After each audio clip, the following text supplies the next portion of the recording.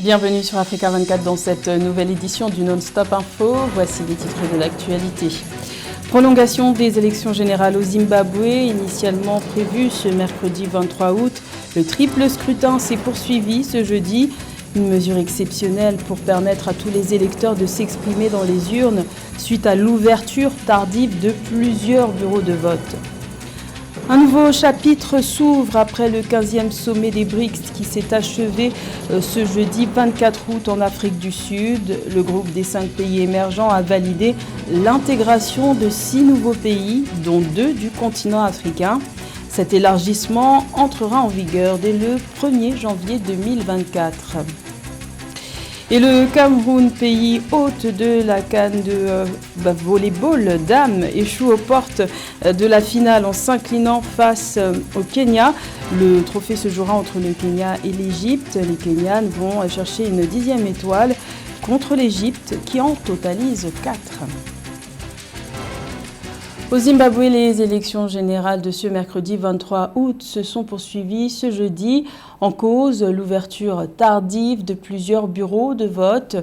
Rappelons que quelques 6 millions d'électeurs ont été appelés aux urnes pour élire leur nouveau président de la République, 210 législateurs et 1970 dirigeants locaux et municipaux.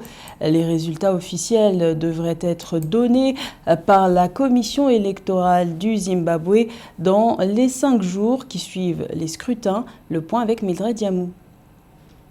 Les votes se sont poursuivis ce 24 août 2023 dans certaines circonscriptions dans le cadre des élections présidentielles, législatives et locales au Zimbabwe. Le vote initialement prévu pour le 23 août a été prolongé du fait des retards observés dans plusieurs bureaux de vote à travers le pays. La commission électorale du Zimbabwe a attribué cette situation au retard dans l'impression des bulletins de vote liés aux défis logistiques. Il s'agit des deuxièmes élections de l'histoire du Zimbabwe depuis le coup d'État de 2017 qui a renversé Robert Mugabe. Plus de 6,6 millions d'électeurs ont été appelés dans environ 12 300 bureaux de vote pour élire leurs futurs dirigeants, dont le président de la République, les législateurs et conseillers pour les 5 prochaines années. Nous n'avons pas imprimé les bulletins de vote à temps en raison du grand nombre de contestations judiciaires contre la nomination de certains candidats. Le triple scrutin présidentiel, législatif et local intervient dans un contexte de répression lié à l'interdiction des rassemblements de l'opposition. Quelques électeurs ont été aperçus dans l'attente devant les bureaux de vote tard dans la nuit du 23 août jusqu'aux premières heures de ce 24 août 2023. Le 23 août, dans la capitale Harare, seuls 18 des 77 bureaux de vote ont ouvert à l'heure, ont dénoncé des membres de l'opposition. Environ 150 000 agents électoraux ont été déployés pour garantir le bon déroulement du scrutin. Je pense que la majorité des Zimbabwéens sont extrêmement déçus par l'incompétence dont a fait preuve la commission électorale du Zimbabwe. Comment, comme nous l'avons vu dans certaines circonscriptions, imprimer les bulletins de vote le jour J, la ZEC a échoué aux tests de préparation, sans parler des tests de professionnalisme, d'indépendance, de transparence et de crédibilité. Nous faisons simplement appel à la ZEC pour s'assurer que le processus de gestion des résultats est mieux coordonné que ce que nous avons vu ces 2 derniers jours. Ces élections représentent un tournant décisif pour le Zimbabwe, qui traverse une crise économique marquée par une hyperinflation, un taux de chômage élevé et la dépréciation de la monnaie locale. Notons que le président du Zimbabwe est élu au système à 2 tours. Pour l'heure, le dépouillement a commencé dans certains bureaux de vote. Selon la commission électorale du Zimbabwe, les résultats définitifs de la présidentielle seront publiés dans les 5 jours suivant le scrutin. Également dans l'actualité, l'Algérie poursuit ses efforts de médiation pour une sortie de crise pacifique au Niger. Le numéro 2 de la diplomatie algérienne, Lounès Magraman, a commencé ce jeudi un déplacement à Niamey pour y rencontrer le Premier ministre nommé par la junte, Ali Lamine Zen. Ce déplacement intervient alors que le ministre algérien des Affaires étrangères, Ahmed Attaf, mandaté par le président algérien Abdelmajid Tebboune, a débuté ce mercredi une tournée dans 3 pays de la CEDEAO, à savoir le Nigeria, le Bénin et le Ghana. Objectif affiché, éviter une intervention militaire de la CEDEAO au Niger. Une option toujours possible puisque le chef de la médiation de l'organisation ouest-africaine, Abdul Salami Aboubacar, qui était récemment à Niamey, juge la junte fermée à un retour au pouvoir du président Mohamed Bazoum, tel que souhaité par la CEDEAO. Toutefois, les militaires nigériens se disent prêts à négocier sur tout autre point. Le 15e sommet des BRICS a pris fin ce jeudi 24 août à Johannesburg en Afrique du Sud. Après 3 jours de travaux autour du thème « Les BRICS et l'Afrique », 6 nouveaux pays intègrent officiellement les BRICS, composés du Brésil, de la Russie, de l'Inde, de la Chine et de l'Afrique du Sud.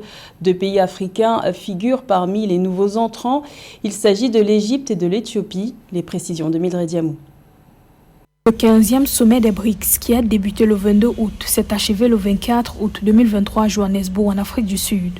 3 jours d'intenses travaux autour des sujets clés, notamment le renforcement de la coopération BRICS-Afrique, l'aide au développement, des pistes d'élargissement du bloc avec l'adhésion de nouveaux membres, entre autres. Les travaux ont débouché sur l'établissement des lignes directrices pour l'expansion des BRICS. 6 pays, dont l'Égypte et l'Éthiopie, vont intégrer le bloc dès janvier 2024.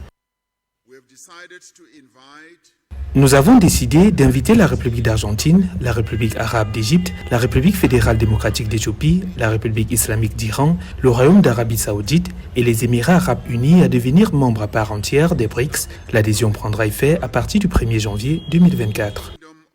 L'Égypte, l'Éthiopie, l'Iran, l'Argentine, l'Arabie saoudite et les Émirats arabes unis vont faire partie du bloc des pays émergents à partir de janvier 2024. L'adhésion permanente aux BRICS constitue pour l'Égypte et l'Éthiopie notamment un pas historique pour leur développement politique et économique. Rappelons que l'Égypte a rejoint en mars 2023 la nouvelle banque de développement des BRICS. Les BRICS revendiquent un équilibre mondial et une meilleure représentativité au sein des organes de gouvernance internationale.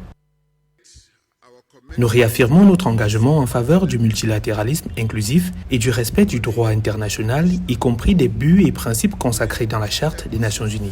Nous sommes préoccupés par les conflits en cours dans les nombreuses régions du monde. Nous soulignons notre engagement en faveur du règlement pacifique des différends par le dialogue et la consultation inclusive. L'Égypte, l'Éthiopie, l'Iran, l'Argentine, l'Arabie saoudite et les Émirats arabes unis vont faire partie du bloc des pays émergents à partir de janvier 2024. L'adhésion permanente aux BRICS constitue pour l'Égypte et l'Éthiopie notamment un pas historique pour leur développement politique et économique. Rappelons que l'Égypte a rejoint en mars 2023 la nouvelle banque de développement des BRICS. Les BRICS revendiquent un équilibre mondial et une meilleure représentativité au sein des organes de gouvernance internationale. Et dans une démarche responsable pour garantir le bon fonctionnement de la coopération BRICS-Afrique, le président congolais Denis Sassou Nguesso, présent à cette rencontre, a insisté sur les investissements nécessaires pour répondre aux préoccupations réelles du continent africain. Écoutons-le.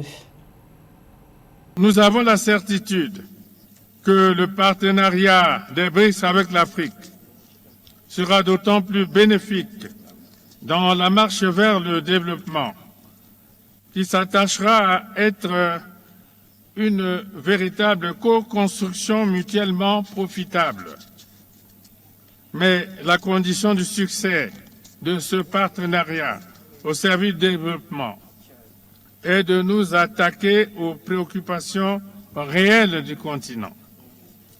Dans cet esprit, notre conviction est que nous devons avant tout mettre l'accent sur les infrastructures de base visant les capacités de production et l'intégration physique de nos territoires. Sinon, comment pourrions-nous en effet tirer le meilleur profit de la mise en œuvre de la zone de libre-échange continentale africaine sans les infrastructures de base viables?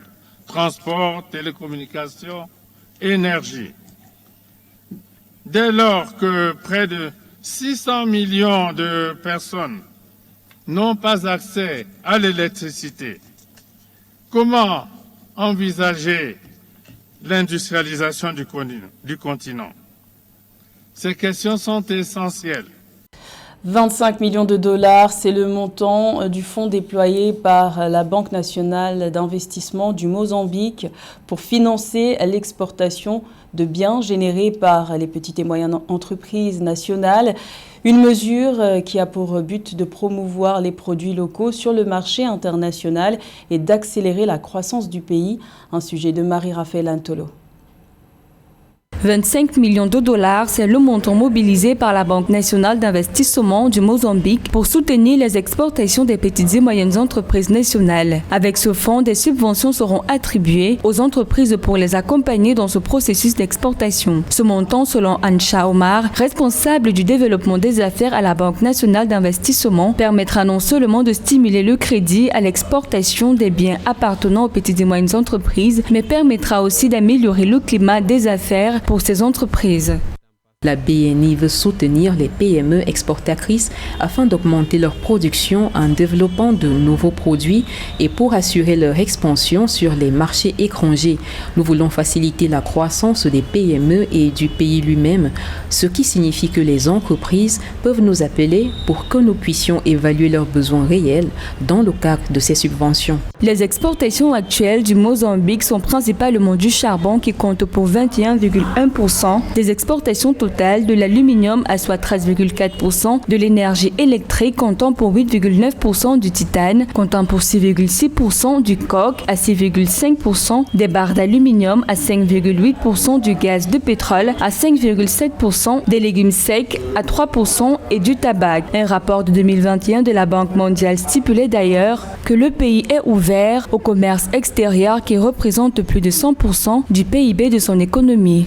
Les seuls défis des pays africains dans ce genre de situation, c'est la capacité à investir dans la recherche fondamentale, mais également la possibilité de produire sur le continent des emballages de qualité. Si ces deux défis sont pris en charge, le troisième défi, ça restera la formation à l'entrepreneuriat et l'encouragement à l'investissement. Pour Evaristo Diaz, de la Confédération des associations d'entreprises mozambicaines, la mesure vise à dynamiser les entreprises pour qu'elles aient la capacité d'exporter leurs produits et de produire leurs importations. Rappelons que ces fonds épargnés par la Banque nationale d'investissement est fourni par la Banque nationale d'investissement en partenariat avec la Banque africaine d'import-export.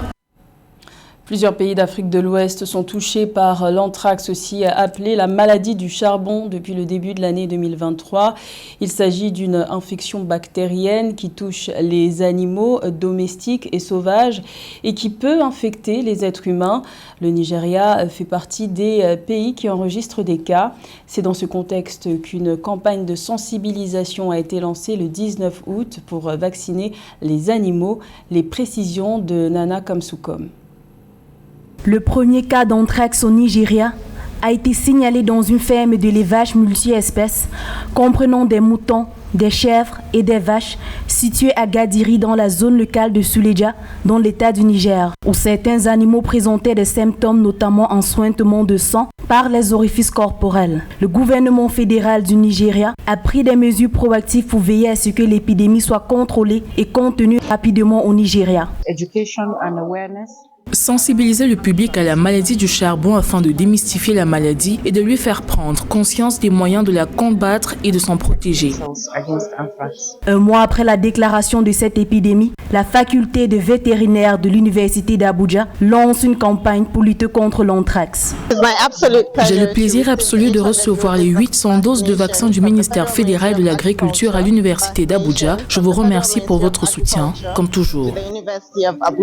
Selon les experts, les épidémies d'anthrax sont assez fréquentes dans le monde et touchent principalement les travailleurs agricoles. Les humains contractent la maladie en manipulant des produits d'animaux tels que la laine, la peau ou les os d'animaux infectés par la bactérie d'anthrax. Jusqu'à présent, aucun cas d'infection humain n'a été identifié ou signalé depuis la découverte de la maladie du charbon à Lagos. Toutefois, le Nigeria compte multiplier les efforts pour garder le contrôle sur cette épidémie. Fin de parcours pour le Cameroun à la CAN de volleyball dames. Le pays hôte de la compétition s'est incliné en demi-finale ce 23 août face au Kenya. Les Kenyanes, 9 fois championnes d'Afrique, tenteront de remporter un 10e trophée face aux Égyptiennes qui détiennent 4 titres à leur palmarès.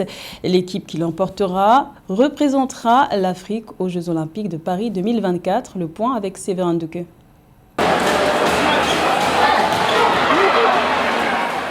La rencontre qui opposait les deux équipes super favorites de cette CAN de volley était annoncée comme la finale avant la finale. D'un côté, les Camerounaises, triple championnes en titre, et de l'autre, les Kenyanes, vice-championnes. Après une première manche très serrée, remportée au coude à coude par les Lions indomptables, 27-25, les Kenyanes remportent consécutivement les 3 manches suivantes avec démonstration de force et de supériorité 25-14, 25-11, 25-18. Le coach des Lions, Peter Nonham-Branch, pointe du doigt une équipe jeune en reconstruction. Il nous manquait tout simplement la certitude et l'expérience des matchs de haut niveau pour garder le niveau de jeu qu'on a produit au premier set. Et après, il y avait un peu la déception de ne pas pouvoir tenir, commencer un peu à manquer de confiance. Et dès qu'on manque de confiance pendant le match, ça descend comme ça. Quelques heures plus tôt, l'Égypte a dominé le Rwanda 3-0 dans la première rencontre des demi-finales. La finale opposera 2 équipes redoutables. Si le jeu des Kenyanes est fait surtout de physique, les Égyptiennes, quant à elles, expertes en matière d'occupation d'espace et de défense, développent en plus un jeu technique et dynamique, ne concédant que très peu ou pas de fautes. Le coach de la sélection kenyane reconnaît que la rencontre ne sera pas une partie de plaisir. L'équipe d'Égypte est très bonne techniquement. Actuellement, nous nous demandons comment nous allons nous y prendre contre elle parce que leurs services sont techniquement gênants, surtout pour les attaquants extérieurs. Ils ne leur permettent pas d'entrer pour attaquer. Mais nous essayons de voir comment nous pouvons jouer un autre système pour contrer cela. Mais je peux d'ores et déjà vous dire que le match contre l'Égypte demain sera très difficile. Le Kenya jouera donc le 24 août 2023 pour un 10e sacre continental face à l'Égypte, 4 fois championne. Le vainqueur représentera le continent africain aux Jeux olympiques de Paris 2024. Quant aux Camerounaises, elles tenteront de décrocher la 3e place lors du match de classement contre le Rwanda peu avant la finale. C'était le journal de la rédaction. Merci de l'avoir suivi. L'information continue sur Africa 24.